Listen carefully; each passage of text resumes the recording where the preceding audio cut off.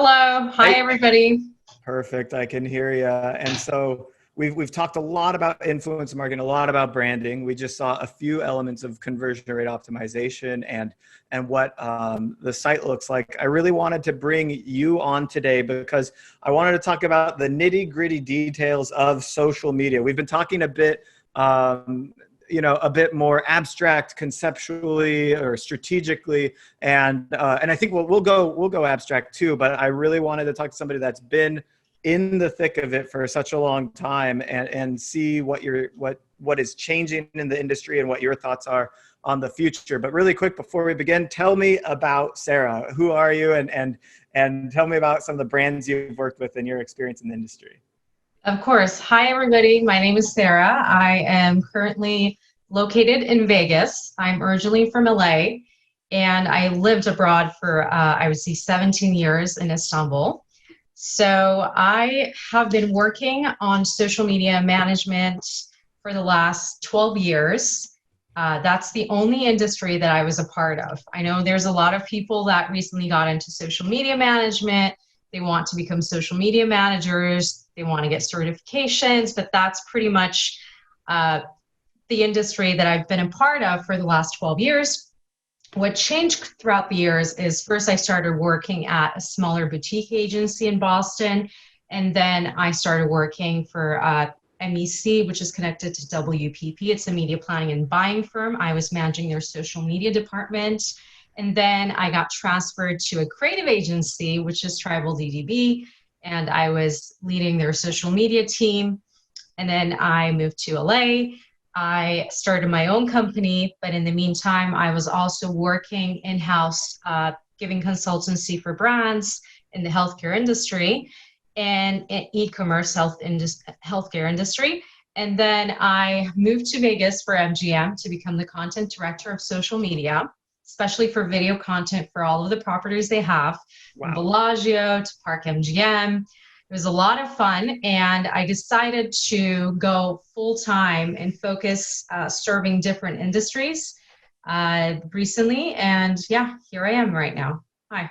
Wow. Yeah. I can only imagine. I mean, how many people were you to manage all of that content across all those properties? I'm sure you had a massive team. You had to work with content creators and influencers and brands. Yeah. Like how, just if you can, just at that kind of scale, what's the team structure look like? I'm just kind of curious. So specific to MGM, I would say they have around, hopefully I'm allowed to say this, but it's around 50 to 60 social media specific Wow. individuals. Of course, there's the brand side, there's an in-house agency. I don't want to get too much into their structure, but I can tell you that my own team was about 7 to 8 videographers. Wow. That was also coming from a social media management background, and our focus was to create video content because I know video is super important to everyone, especially small businesses now, even Pilates studios. One of our most recent clients that started last week, she wants to bring all of her content online and increase her subscribers instead of having, walk-ins, because Yep. everything is shutting down and everything is moving back online. So that's a great time for us to be a part of this industry. We're very, very fortunate as social media marketers. Now is the time that our businesses are blossoming. We are running at full capacity, and we're always getting new clients every single week, new referrals, new projects to work on. It's very overwhelming, but it's very, we're very lucky because I know there's a lot of industries that are going down. It's the opposite for us right now. And we're seeing the same thing in e-commerce, and of course retail now moving into e-commerce. I actually want to go a little maybe off topic or deep down into this. What Sure. would you recommend to the retail brands moving online right now, so that maybe they had a pretty weak social presence, they were relying on foot traffic, just like Pilates. I have a local gym here that I was going to, and now they're doing online classes. And it's hard, but now in order to get attention, they really do need to take what has been a content backbone that they've just been neglecting and get it online. Where do you see them fitting in? Maybe there's a good channel or a good tactic, a free to paid model that you've seen work. What are your thoughts? Well, it really depends on who their audiences are and where are those audiences demographics are spending their most time. I always tell my clients to have presence on all social media channels, but change their message, change what they're sharing, because no one's going to follow you on 10 platforms if you're sending the same exact type of content. So you have to tailor your content to the platform. But nowadays, you have to show presence on all platforms, but you have to utilize each platform for different roles. And that would change for every client. So I wouldn't be able to give you the perfect recipe. It depends on the client, the industry, what they're looking to achieve.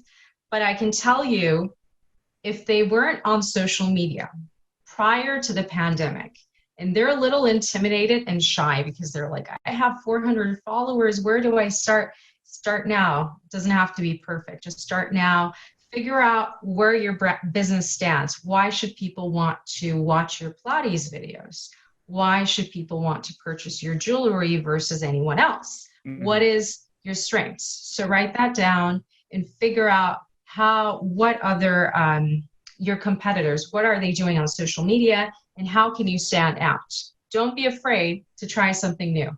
I always bring new ideas to clients, and the first question they ask is, can I see some examples of, other, and I'm like, no, like even for healthcare industry, what we've accomplished there, which I'm still a part of it in the international medical student world, but I used to be a part of directly to e-commerce. So anything a nurse and doctor may wear, we were selling it on a specific website. And it was generating a lot of revenue for that specific brand. We only utilized social media to humanize the brand. They were already making sales through email marketing. So social media, our priority wasn't to just generate revenue. I know that might sound a little off for everyone else, but we didn't want to sound like a catalog. We wanted social to focus on capturing the essence of these doctors' stories, and then just integrating the products in those videos natively. The only thing that's missing that I think in the future YouTube and any other platform is going to work on when we talk about the future of social media, including Instagram for IGTV and live videos, is there's no integration to sales. So let's say I'm wearing this on Zoom even. It'd be really cool if somebody wanted to get my, necklace or anything else. For IGTV, you can't tag products. Everybody nowadays wants to click. The look. Yeah. Yeah, click and purchase on the platform. You don't want to even go on the website. So I know the Shopify and Instagram integration as well. So I would have you continue with your questions. I'm known to give like a 5-minute answer for every single question. Okay. So I'm going to pause a little and breathe. That's perfect. And I think we're going in in the right direction with this conversation.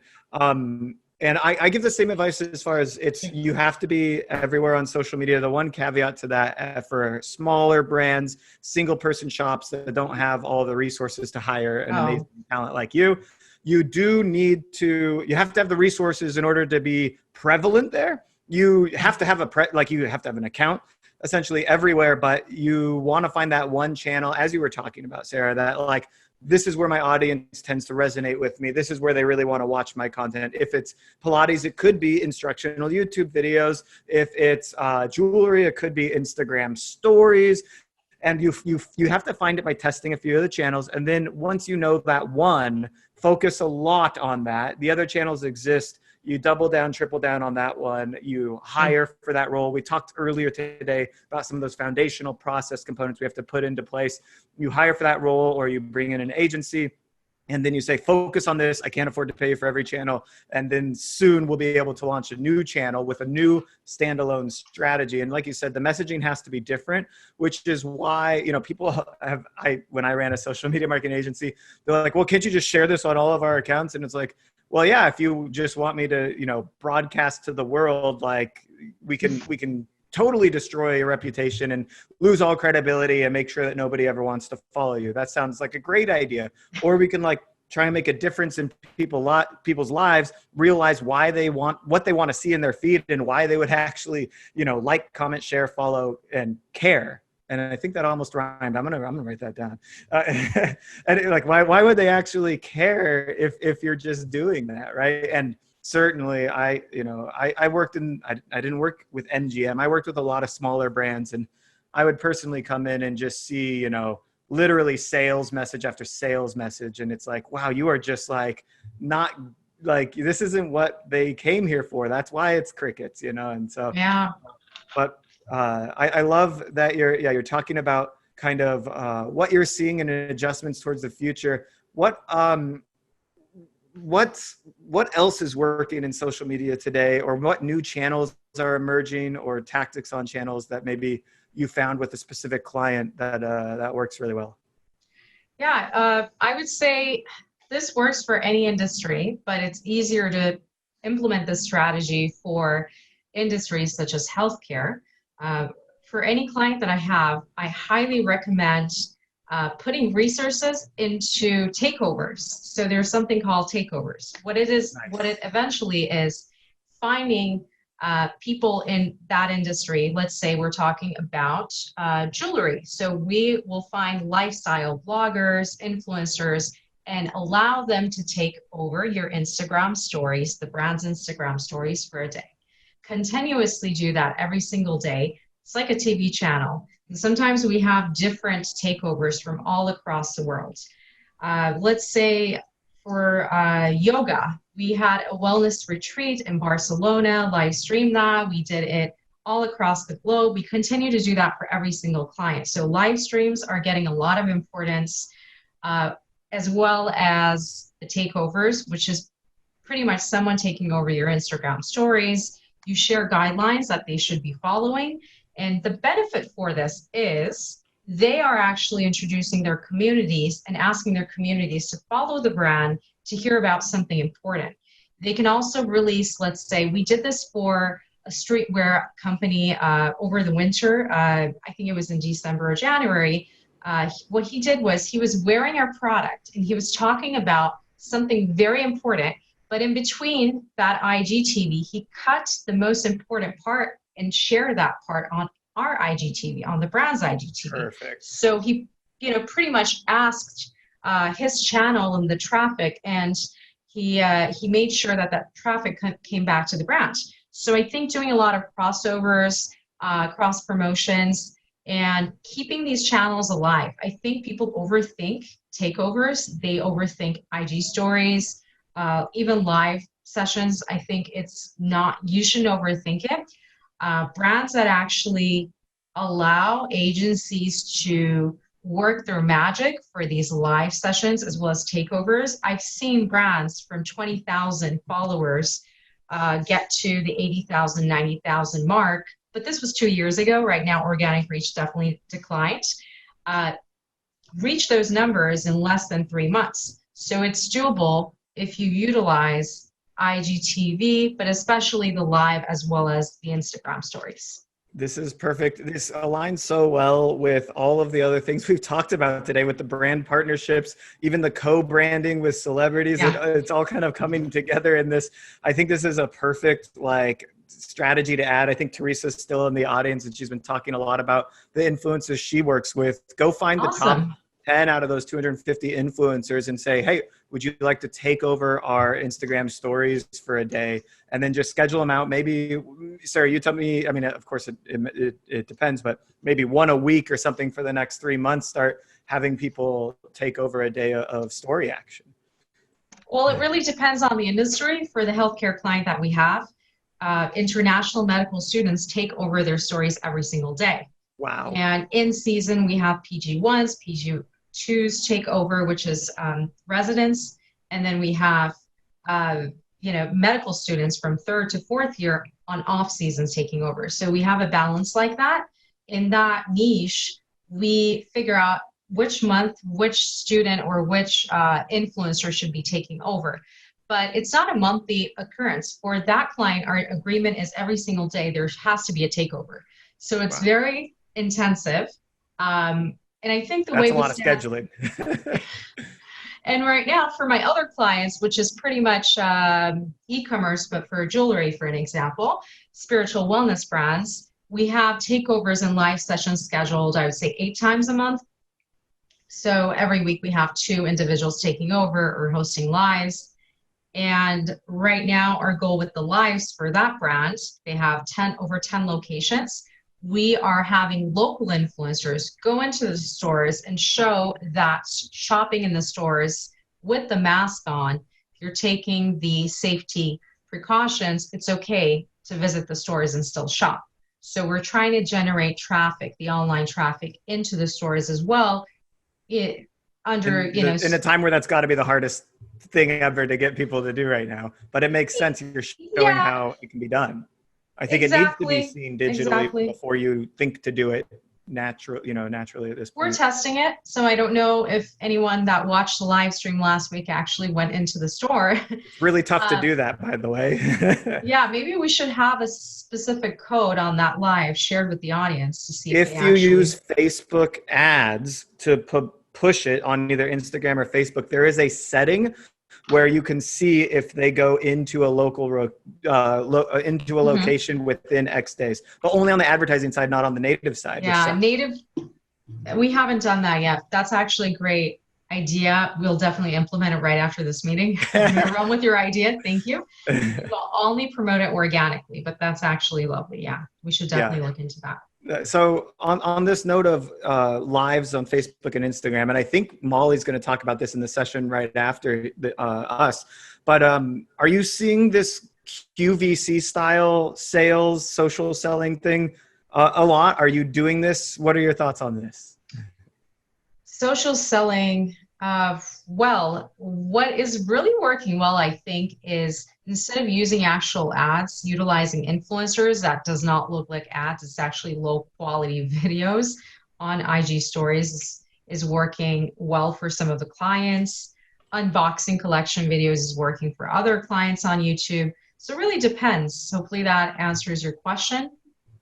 More like have you seen the people that will go live and sell straight up in the feed? You know what I mean? Like instead of selling on the site, it's like, I've got the jewelry, or say I want this below, and you'll go to the checkout page. I believe one of our organic deodorant brands was working on that.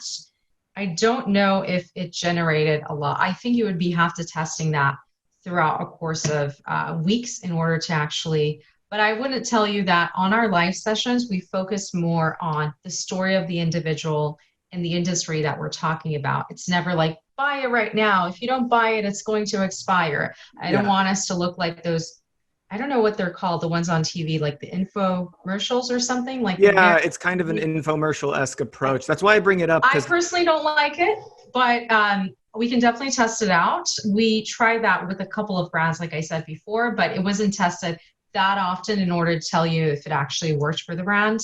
Yeah. It depends on who you're working with too, who is in the video.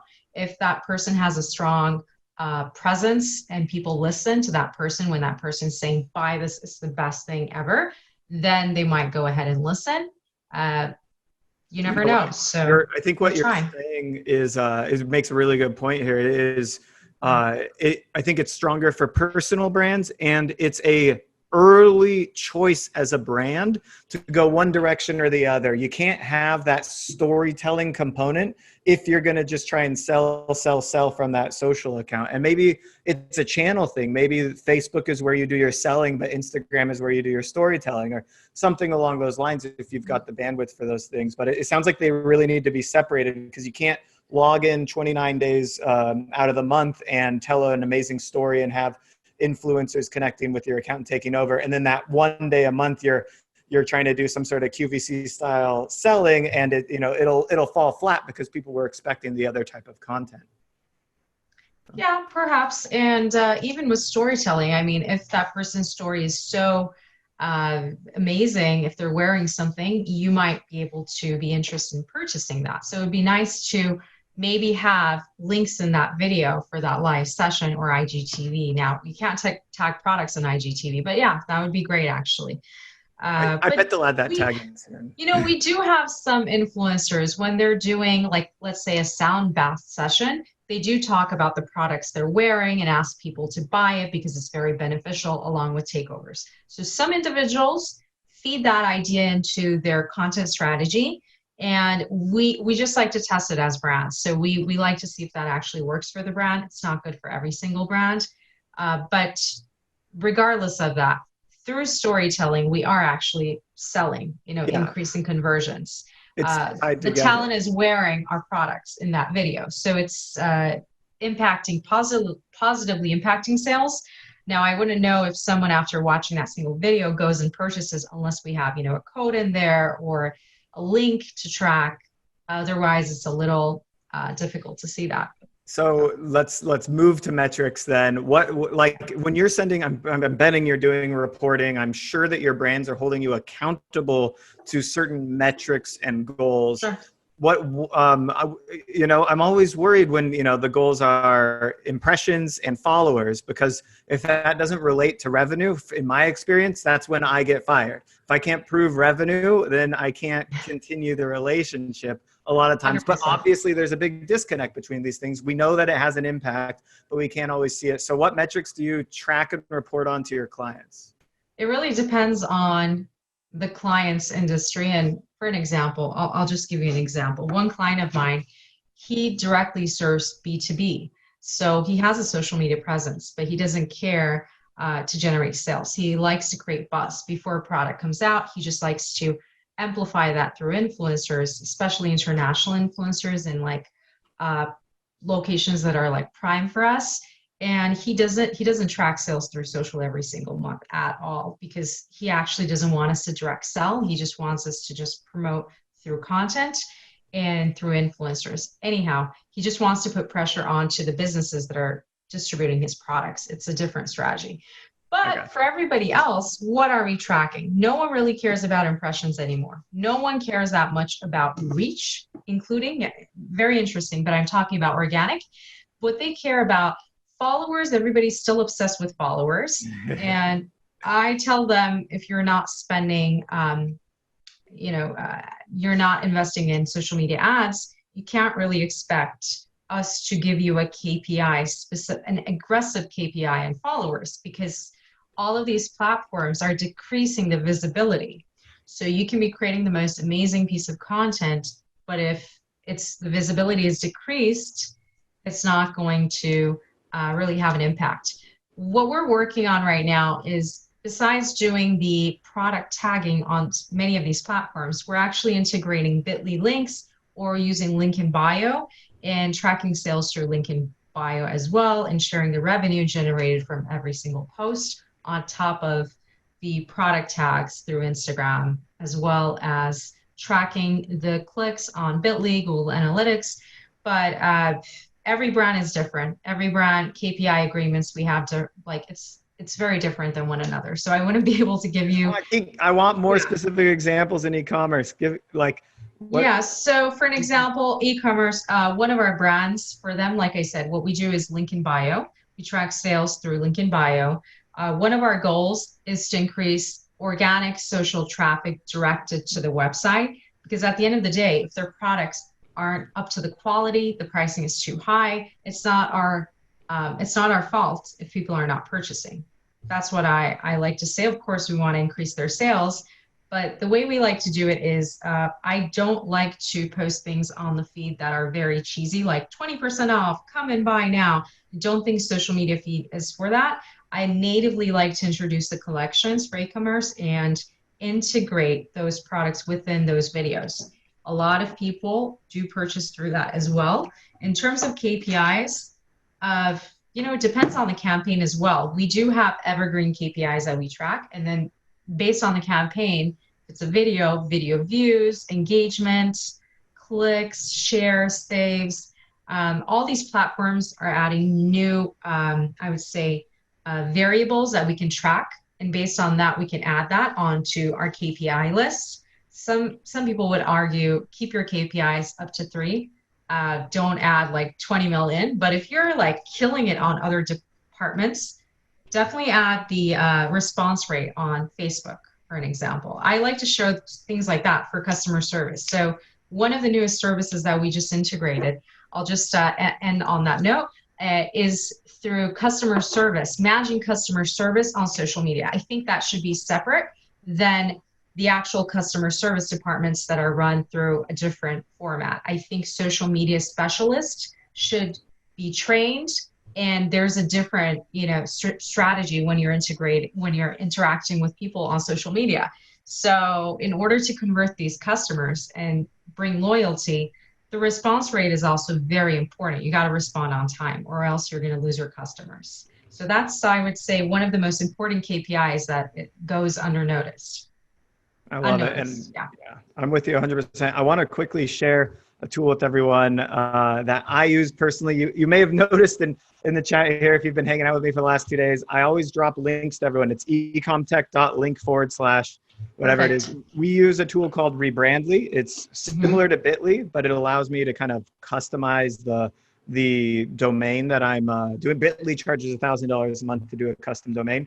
Rebrandly is a little bit easier and better to use, at least for me. And I think, Sarah, you might like this one a lot because instead of using an ugly Bitly link and having to compete broadly, you can just create mybrand.link or something like Yeah. that, and then use those. And you can embed the UTM parameters and all that stuff in there. I think So that's great. that's But with Bitly, we're not paying $1,000 a month, but we can so still customize. Rebrandly is only like $20 a month, so you're Oh, good. for an And example, Bitly is free for me and I can customize a link for all clients. I think it's because we've been on Bitly for the last like 10 years or whenever they started, we were there. yeah, they were the OG. So we didn't get hit with the pricing unless like one of the representative is watching this video and they're like, okay, It's track only Sarah's when you account and charge her. start. Bitly is so Bitly bit.ly is publicly available. Anyone can use it, and in fact, all of your metrics are publicly tracked. So I can see how many people got clicks on your Bitly link if I Oh, I wanted get to. what you're saying. Okay. Rebrandly is like owned and hidden in that way, and then I can track the metrics. I still get to embed the UTM parameters,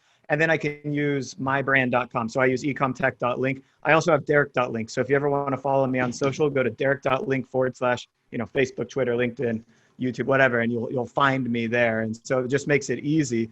And for me personally, I can just tell you a link. I'll go even further on a caveat.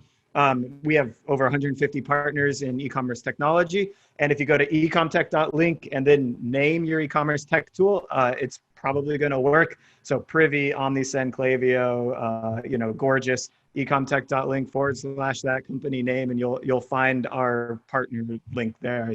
So it makes things easy for us in that regard. Complete caveat. Let's move on. Good to know. Yeah, go ahead. Oh, well, one thing I wanted to ask about, and maybe two things, but to close out with is I always like talking in social media about the failures, like the really Ooh. big campaigns that didn't go anywhere, or if it's really, sometimes you've found a great brand partner, and then you find out they're a racist. This happened to me, and you're Me like, too. oh my god, and the media, this whole thing blows up in your face, and you're like, I didn't know, tell me about like something that what can we expect in social media? We do this long enough. I'm sure you found something that you put a lot of effort into has collapsed, and maybe tell us why it didn't go the way you wanted it to, and how we can learn from that.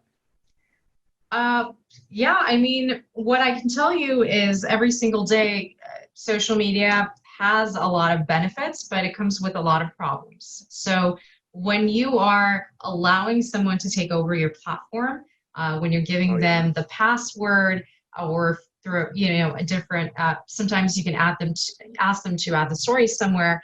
It's more protective. But what I'm trying to say is eventually when someone's doing a takeover or a live session, if you're not in the same room with them, even if you're in the same live room with them, you don't have control over it, right? So they can say something that might be racist, might be definitely off brand.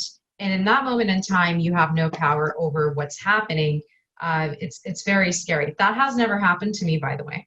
That's one thing that I've always been afraid of. But what has happened to me that was the most, oh, whoa, what do we do right now is when I was working at one of the creative agencies in Istanbul, when I was leading a social media channel, Pepsi was my client. And we had the biggest campaign for them. And we were launching, we were sponsoring one of the best movies of the year. Pepsi was sponsoring them. And this whole campaign slogan that we had, I would say 1 week up to our launch, the political party in that country actually took that slogan. So, and it was a holiday. So we were like, whoa, we're launching like Pepsi campaign in a week. What do we do? So we were all in our summer houses or somewhere else traveling. Everybody came back to the office like in sweatpants, pajamas, like in the middle of the night, trying to figure out a new campaign in like 24 hours and rebuild all the creatives. And the idea that we worked on for 6 months pretty much got anyhow, somehow that was like the biggest, I would say, surprising event that has happened in my career regarding the, like you said, a client that was racist. You had no idea. On my Instagram, I'm very vocal about Black Lives Matters, and I think everybody should be vocal about it. And one client was bothered by it apparently. So after I heard that that client was bothered about me being vocal, I uploaded another video and I said that I cannot be bought. So I refuse to be bought. And I think what I would like to say to this is I only care to work with good people and good clients that respect all human beings. So I think, you know, it depends. It's a brand's choice. Everybody can choose who they want to work with. I, in my own agency, am no longer working with that client. So I care about the moral compass that people have. They're respectful to one another, to all living beings, and I care to work with good people. Yes, I make an effort to hire good people and to have good people as clients. So. I love it, and I think you've taken a firm stand there, and you're supposed to, I guess maybe sadly in a way, have haters. I'll be honest, we just had a hater in chat, and I just had to ban somebody, so that person is gone. So I don't understand the mentality, but I also have my stands for across this event. I've been telling people to vote, and then in the past, if you've attended our past events, you know that I try to be vocal about gender equality, specifically equality in general, but gender equality is where I stand firmly on, and I think we've made great progress in being gender equal in our events, even so though important.